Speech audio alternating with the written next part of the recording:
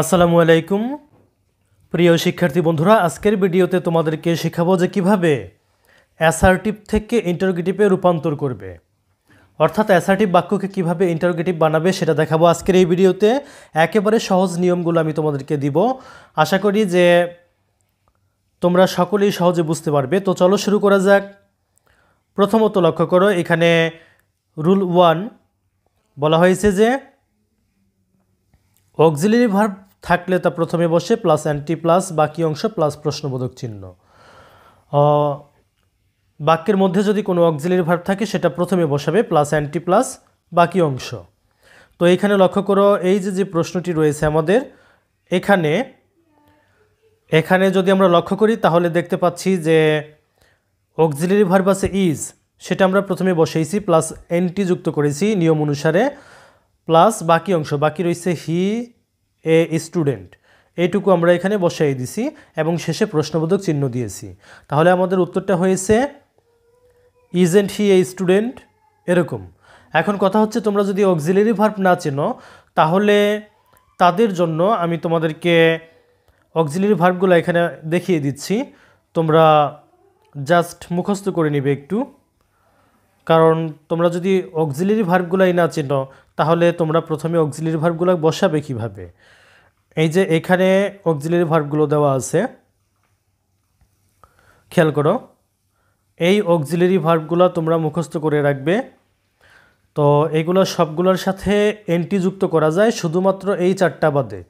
এই যে এখানে চারটা দেখতে পারতেছো, এই চারটা হচ্ছে ভিন্ন রকম হয়ে যায়, মানে এম নট সমান সংক্ষেপে হয় এইন্ট অথবা আর এন, শ্যাল নট সমান শ্যান্ট, উইল নট সমান ওন্ট, ক্যান নট সমান ক্যান্ট, এরকম হয়ে যায়। তাই এই সেটটা আলাদাভাবে একটু দেখে রাখবে।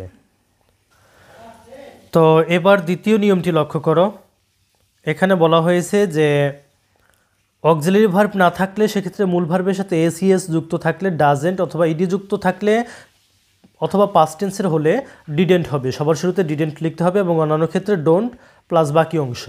তাইলে এবার এই উদাহরণটি একটু লক্ষ্য করো, এখানে উদাহরণটি লক্ষ্য করো যে এখানে কোনো অক্সিলারি ভার্ব নাই, মূল ভার্বের সাথে আমরা দেখতে পাচ্ছি এস অথবা ইএস যুক্ত আছে, তাই আমরা সবার শুরুতে কি বসাবো, ডাজ। এরপরে শেষে এটার সাথে এনটি যুক্ত করব ডাজেন্ট, তারপর আমরা কি করব, এই বাকি অংশ এই পুরোটা বসাই দিব। তবে এখানে আমরা ভেতরে লাইক লিখব, মানে এসটা বাদ দিয়ে, যা আছে তাই বসাই দিয়ে শেষে প্রশ্নবোধক চিহ্ন দিব। এখানে লক্ষ্য করো, এভাবে doesn't Rim like to talk much, এরকম আমাদের উত্তরটা হয়েছে। এবার দেখো এইটি ঐশী লাইক টু ডান্স, এখানে যদি আমরা লক্ষ্য করি এই উদাহরণটি তাহলে আমরা দেখতে পাচ্ছি এইখানে আমাদের ভার্বের সাথে ইডি যুক্ত আছে, তাই আমরা সবার শুরুতে কি করব, ডিড ব্যবহার করব, অ্যান্টি দিব ডিডেন্ট, তারপর এই পুরো অংশটা বসাই দিব এখানে, didn't Oishi like to dance.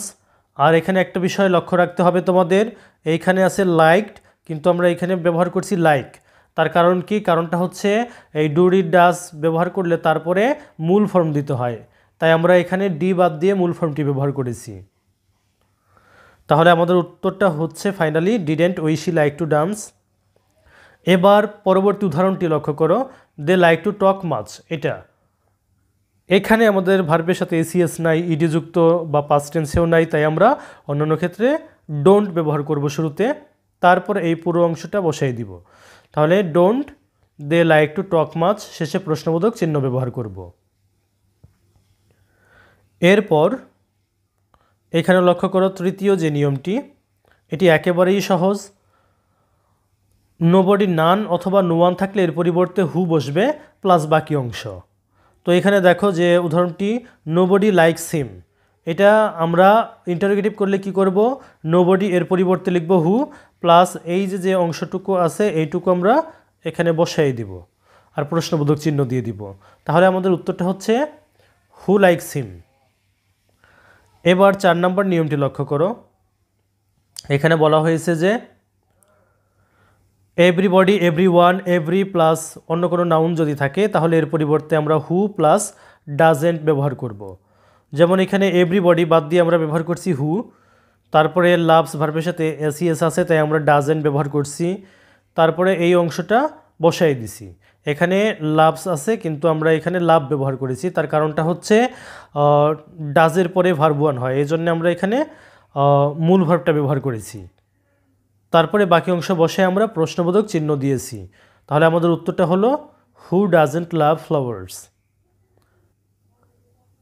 এরপর 5 নম্বরের এই নিয়মটি লক্ষ্য করো। বলা হয়েছে যে দেয়ার ইজ নো অথবা ইট ইজ নো থাকলে এর পরিবর্তে ইজ দেয়ার অ্যানি হবে, প্লাস বাকি অংশ বসবে। যেমন এখানে উদাহরণটি লক্ষ্য করো, there is no use of this law. তাহলে এটা ইন্টারোগেটিভ করলে আমরা কি লিখব? দেয়ার ইজ নো এর পরিবর্তে লিখব হচ্ছে ইজ দেয়ার অ্যানি। তারপরে এই অংশটা এখানে বসাই দিয়ে আমরা প্রশ্নবোধক চিহ্ন দিব। তাহলে আমাদের উত্তরটা হচ্ছে is there any use of this law, এরকমভাবে হবে। পরবর্তী উদাহরণটা দেখো যে there is no man stronger than Kabir. তাহলে আমরা এখানে দেয়ার ইজ নো এইটুকু বাদ দিয়ে লিখব হচ্ছে is there any. There is no এর পরিবর্তে ইজ দেয়ার অ্যানি প্লাস বাকি অংশ এখানে বসাই দিয়ে আমরা প্রশ্নবোধক চিহ্ন দিব। তাহলে আমাদের উত্তরটা হলো finally is there any man stronger than Kabir. তো প্রিয় শিক্ষার্থী বন্ধুরা, যদি তোমরা এই শীটটা কিনে নিতে চাও তাহলে স্ক্রিনে দেওয়া হোয়াটসঅ্যাপ নাম্বারে যোগাযোগ করবে। এই শীটের মধ্যে তোমাদের চেঞ্জিং সেন্টেন্স সহ গ্রামারের প্রায় সবগুলো আইটেম দেওয়া আছে। Tag question, suffix, prefix, connectors, right forms of verbs, তারপরে পাংচুয়েশন, ক্যাপিটালাইজেশন, এক কথায় তোমাদের একটা প্যাকেজ বলতে পারো।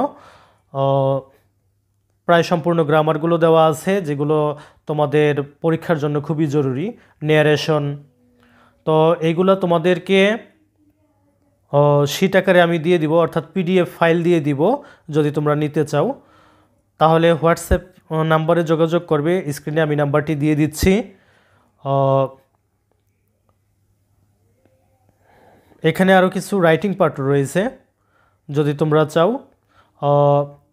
শীটটি নিয়ে নিতে পারো। তো ধন্যবাদ, আজকের ক্লাস এখানেই সমাপ্ত করছি। পরবর্তী ক্লাসে তোমাদের এই শীট থেকে পরবর্তী নিয়মগুলো বুঝিয়ে দিব। ধন্যবাদ সবাইকে সাথে থাকার জন্য।